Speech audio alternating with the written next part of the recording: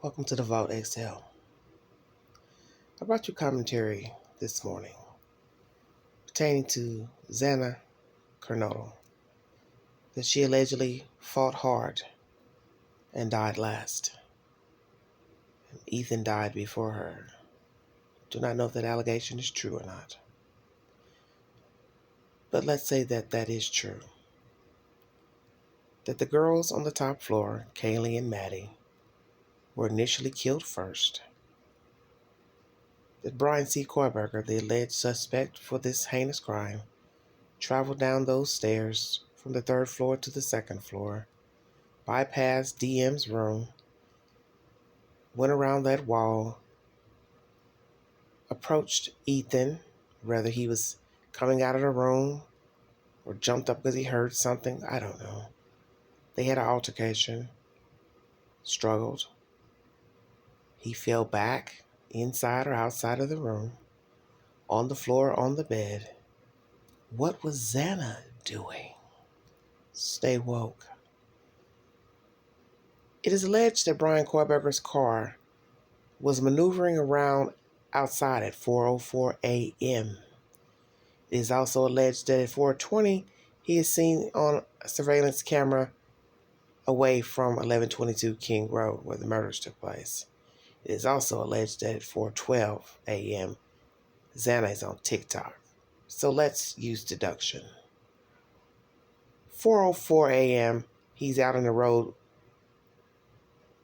obviously trying to park or decide where to park. So where did he park? That's 4:04 a.m. 4:12 a.m. Xana is on TikTok. He allegedly left his house at 2:47. Only takes 15 minutes or so to get to Moscow from Pullman, Washington. So that means he was in the area at least by 3 a.m. If we're to believe he went directly to Moscow from Pullman. So let's say he made it after 3 a.m. to Moscow. Then what did he do for 1 hour before entering into the home? 2:47. 15 minutes to get to Moscow. Where did he go? Why did he wait until after 4 a.m. to enter the house? How did he enter the house? Eyewitness left behind, DM, hears a lot of noise, talking, speaking, dog barking, excuse me. Something's off. Who is this person talking, giving this information now with a gag order? Listen very carefully now. If Ethan is first to die before Xana, which means he would be victim number 3 to die, in that order. Struggle, fighting, neck slashed. Could he speak or not speak? What is Xana doing? Wow, he is being bludgeoned to death. Stay woke. See, this is where the plot thickens. This is where the allegations of what DM heard and saw on that fateful morning will either be true or fabricated. Lies is what I prefer to say. Was his neck cut initially, Ethan, to where he could not cry out, moan out? But will it matter? No. Because evidentiary material was mentioned into an affidavit that there was whimpering coming from Xana's room, allegedly by DM. So in the end, as I told you in the last live, it doesn't matter whose neck was slashed on the second floor pertaining to Ethan and Xana, because there was whimpering, allegedly, this information by DM now. Surveillance, audio from 50 feet away from Xana's room, which will be a neighbor's home, picking up dog barking, thud, and whimpering. So that means Somebody was able to make sounds of distress. Someone was able to make sounds of distress coming from the second floor bedroom, which belonged to Xana. So that means either she or Ethan made sounds that were heard on the audio of a neighbor's home, on their audio. So DM, I'm going to ask you directly. What exactly did you hear on that fateful morning? What did you see on that fateful morning? You said you heard whimpering coming from Xana's room. So let's use deduction. If indeed Ethan got up or was standing up, because we don't know the sequence, he had altercation with Ryan Koiberger, the alleged suspect. They fought. Neck was cut. Stabbed him. He was stabbed, such as the other victims. What was Xana doing while Ethan is being murdered? You want me to believe she didn't cry out, scream out, holler, because we have to use deduction. If she's alive, she died last of all the victims. I'm supposed to believe she never yelled once. Stop! Quit! What are you doing?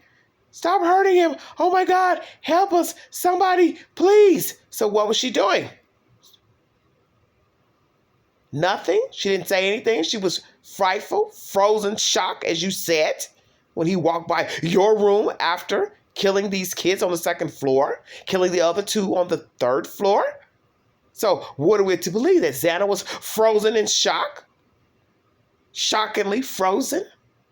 Wow, Ethan was bludgeoned to death? Let's make it make sense.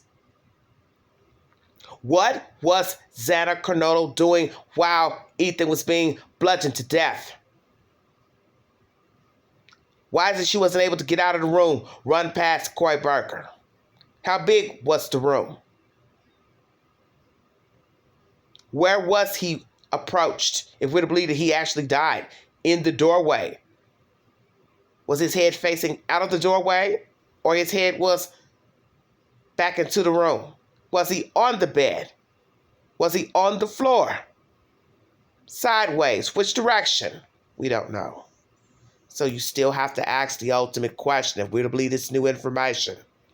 If he died in the doorway, Ethan Chapin, where was Xana? What was she doing while her boyfriend is being bludgeoned to death? Make it make sense. What was she doing?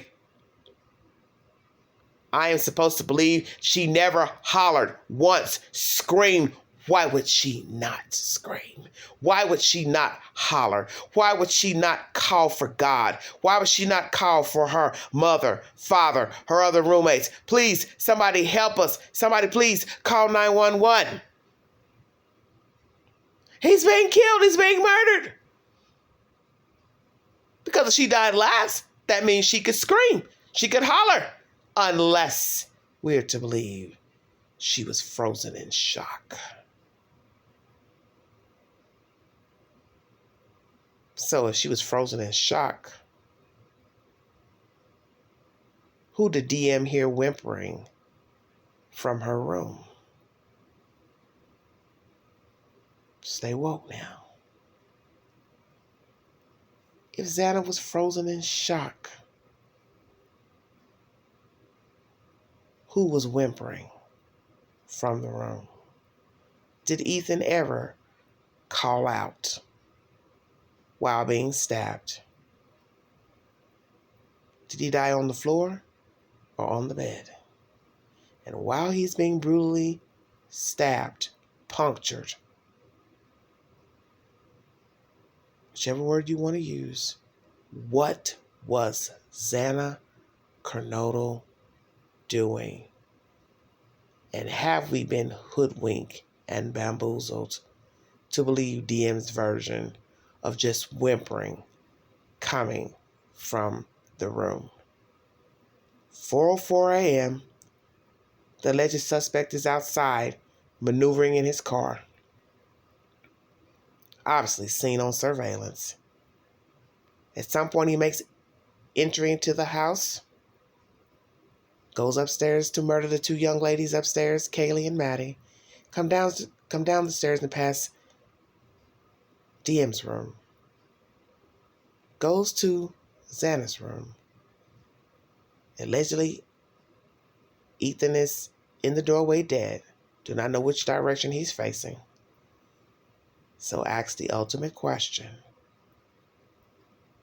While Ethan is being bludgeoned to death, what is Xana doing? Frozen or screaming? If scream up until death, why didn't DM dial 911? And did the girl on the bottom, first floor, BF, hear altercation, thump, noise, banging, crying, moaning, screaming, thud, and also did nothing? There's something wrong here. And I think most of you know there's something wrong here. Because it's DM's own words that muddies the water. I heard whimpering coming from Xana's room. So if you heard whimpering, then one has to use deduction that while Ethan was being stabbed to death, struggling for life, then that means Xana was doing what exactly?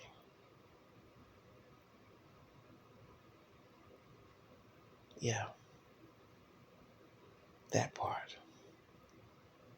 Thank you for joining me. If you'd like to donate to this great network, $Beganji 129 Cash App. See, the truth is at the beginning of the story, not the middle, not the end.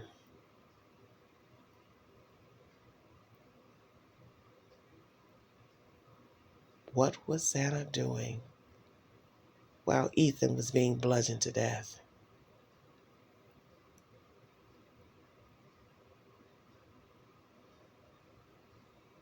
You've been listening to the Vault XL.